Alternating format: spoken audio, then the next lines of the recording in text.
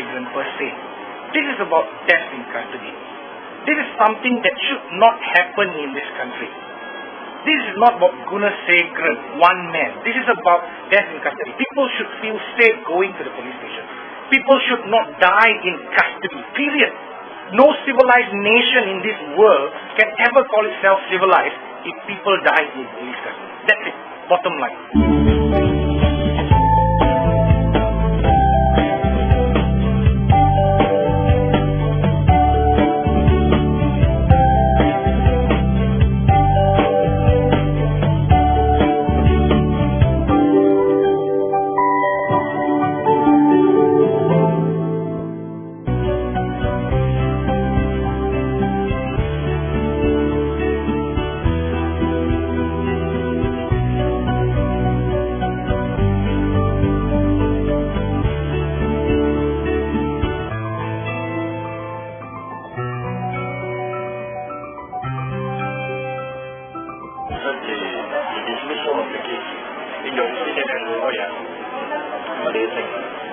Well, I've got to be honest and say that I didn't follow the evidence-taking process.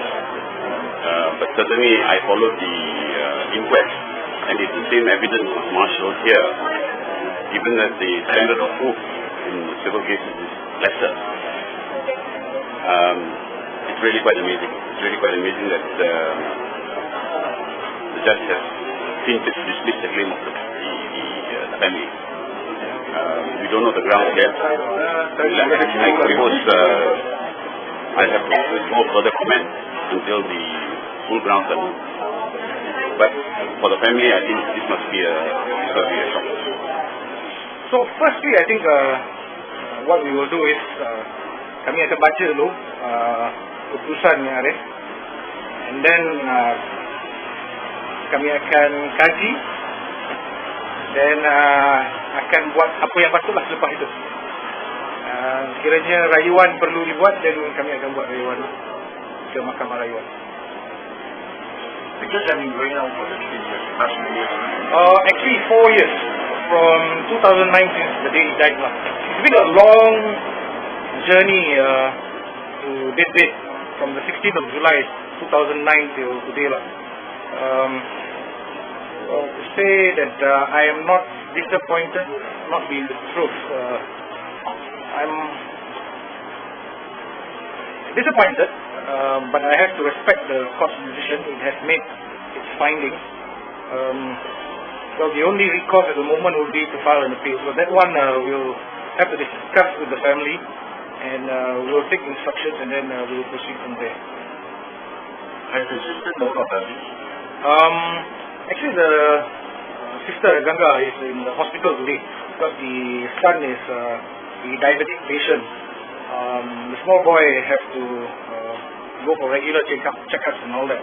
So this morning he has gone there, and they'll be coming in a short while. I don't know what time they'll be here, so probably have to wait. How long do you think you should break the news to them? Well, I think it's already a sad story from the beginning. So it's just another episode in a very long, sad story. So I'm sure they'll be able to shoulder this and see this through. It's difficult times, yeah. Will you still be helping them through? Of course. I think if need be, I will continue and see where I can assist and see if we can do it together. But I think it's not. This case is not about Gunasagaran per se. This is about death in custody. This is something that should not happen in this country. This is not about Gunasagaran, one man. This is about death in custody. People should feel safe going to the police station. People should not die in custody, period. No civilized nation in this world can ever call itself civilized if people die in police custody. That's it, bottom line. Now, there is a High Court decision in Gunasagaran's case in the revision, where we went on revision, where the High Court made affirmative finding that the police had actually assaulted the deceased. That is a fact. Nobody can deny it anymore. There were witnesses who came to court to testify. They saw him being assaulted. So, what happens now? Are we saying that those police officers who had been responsible for assaulting and for not giving him medical aid just walks free just like that? Until today, there is not a single police officer who had been given any disciplinary or brought about disciplinary proceedings or brought about criminal charges. I don't know when another person in this country who goes around assaulting another person walks around free. So if you are wearing a uniform, it's okay, is it? This is something I cannot understand. But having said that, looks like at this point we have to read the judgment and see where we go from here. I guess Rome was not built in a single day. It's going to be a long journey ahead. But I think the point that I'm trying to make is that the public should play its role. Setting up the IPCMC is all more very important.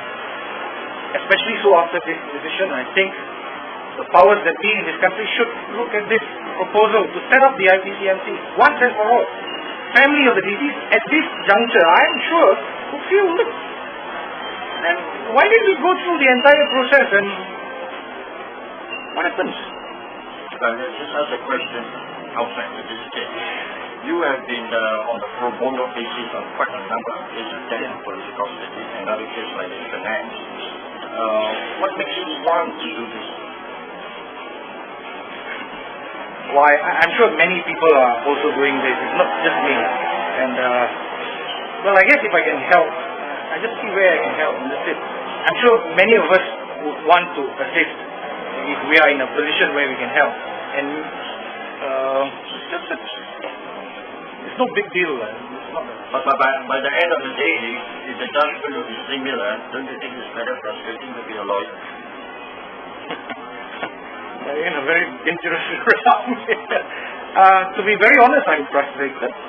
As I said, I'm disappointed, I'm angry. Even the deputy public prosecutors, I can say this, it's on record. The deputy public prosecutor from the AG's chambers during the inquest proceedings had made so many points that the police had abused their powers, were derelict in their duties. That they came to court and lied, for example. So many issues. And now it seems that they're going on, they're going off scot-free.